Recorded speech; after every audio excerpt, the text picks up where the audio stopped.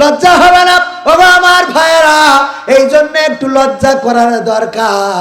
আর এখনো যারা বলে আগেই তো ভালো ছিলাম, ওদের ডাক্তারের কাছে নিয়ে গেলি দেখবেন হৃদয়ের মধ্যে টকাস টকাস করে না, খালি আপা আপা করে। কি করে?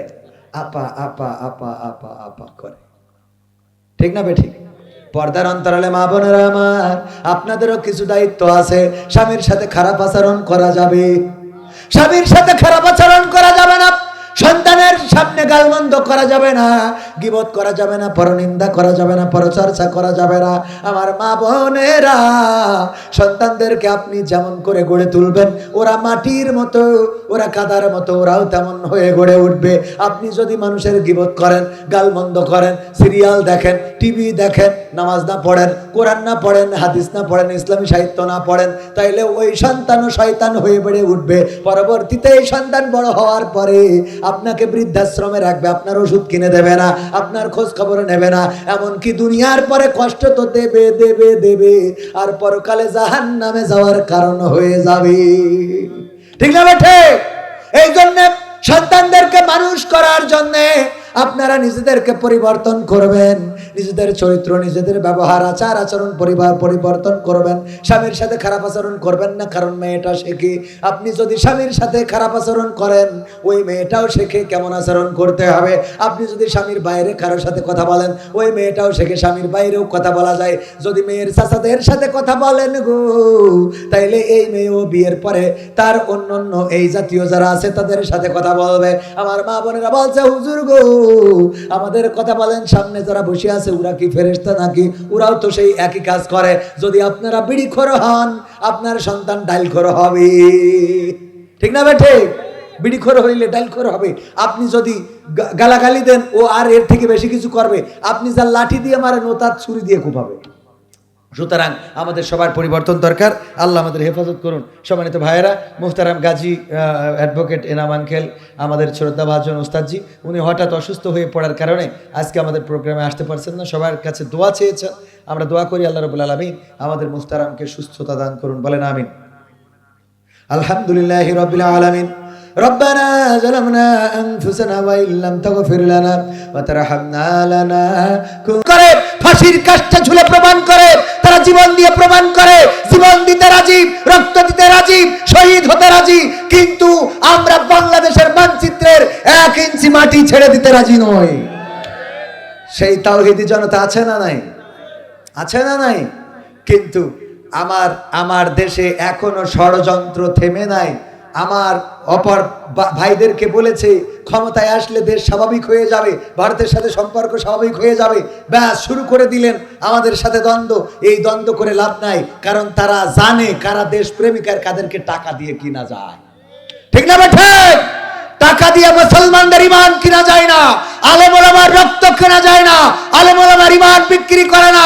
এই দেশ থেকে আমার আলেম ওলামা সিদ্ধান্ত নিয়েছিল হিন্দুদের মন্দির পাহারা দেবে। দুর্গা পূজায় অনাকাঙ্ক্ষিত ঘটনা ঘটে নাই, বলেন ঠিক কিনা? সুতরাং আলেম ওলামারা এই দেশ রক্ষা করার জন্য সবচেয়ে উত্তম দেশপ্রেমিক হিসাবে মনে করি এই আলেমদের হাতে ক্ষমতার রাস্তা ছেড়ে দিয়ে দেখেন, দেশ ভালো থাকবে, জাতি ভালো থাকবে, মানুষ ভালো থাকবে। আর যারা ওই যে মিজানুর রহমান আজহারি ভাই বলেছিল যে একদল খেয়ে গেছে আর একদল খাইতে চাই, অমনি মাথা গরম হয়ে গেল। আমি বললাম, বলতেছে ওরা যার শোনা যাবে না। আমি বললাম, আপনি বোঝেনি নাই কার কথা বলেছে, কোন দলের নাম ধরেছে? কয় না। আমি বললাম, আসলে বুঝাতে চেয়েছে একদল খেয়ে গেছে মানে আওয়ামী লীগ খেয়ে গেছে, আর একদল খাওয়ার জন্য বসে আছে মানে জামাত ইসলাম খাওয়ার জন্য বসে আছে। বলছে আমারে পাগল বুঝাও কেন? এই জামাত ইসলামরা খায়। আমি বললাম, আপনারা খান, আমরা তো না। আমাদের নেতা বলেছে যে এইগুলো করা যাবে না। যদি করা না যায়, আপনি যদি করেন তাহলে আপনি তো নেতার কথাই মানেন না। কথা কয় না? আপনি তো নেতার কথাই মানেন না।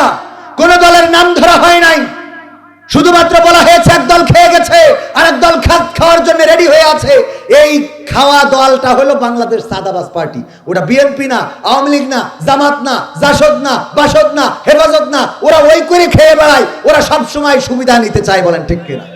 সুতরাং এদের বিরুদ্ধে দলমত নির্বিশেষে সবাই প্রতিবাদী হইতে হবে, তা না হইলে এই দেশ ভালো থাকবে কি হবে? লেখালেখি কলমবাজির ওই মহরম সমাজের আসল চিত্র যদি না যাই তুলে ধরা, যদি ওই ঘুষের বলে কলমটা উল্টো চলে, যদি ওই হ্যালো কলে ক্যামেরা উল্টো বলে, তবে কি যাবে রোখা দুর্নীতিকে, তবে কি যাবে রোখা দুর্নীতিকে, কি হবে বেঁচে থেকে অযথা বিদ্যা শিখে যদি না গড়তে পারি শোষণবিহীন সমাজটাকে, কি হবে বেঁচে থেকে, কি হবে নামাজি রোজা ইমানদারির বড়াই করে কোরআনের কর্মীগুলো থাকে যদি কারাগারে, কি হবে নামাজি রোজা ইমানদারির বড়াই করে কোরআনের খাদেম গুলো থাকে যদি কারাগারে, মসজিদের কোণে বসে জিকির যত করো কইছে, জিকির আছে না নাই?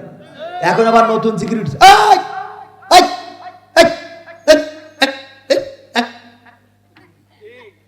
আছে না নাই? এমন জিকির শয়তান ওই জিকির দেখি কয় আমি এ দেশ থেকে চলে গেলাম, তোরা থাক। ঠিক না বে ঠিক?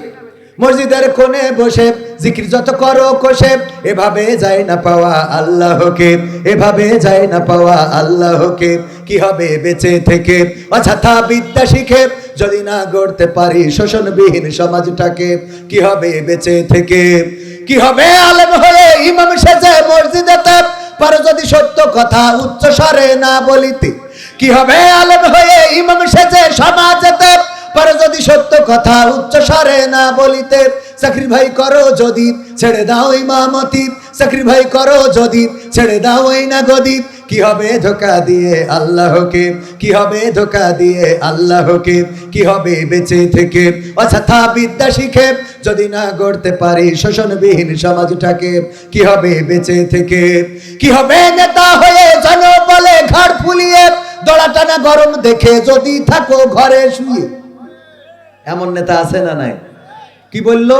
খেলা হবে, পালাবো না, পালাবো না, প্রয়োজন হলে ফখরুলের বাসায় গিয়ে উঠবো। বলেছে না বলে নাই? গেছে ফখরুলের বাসায়? গেছে? তাহলে পালাবো না বলে পালাই গেল, কথার সাথে কাজের মিল থাকলো?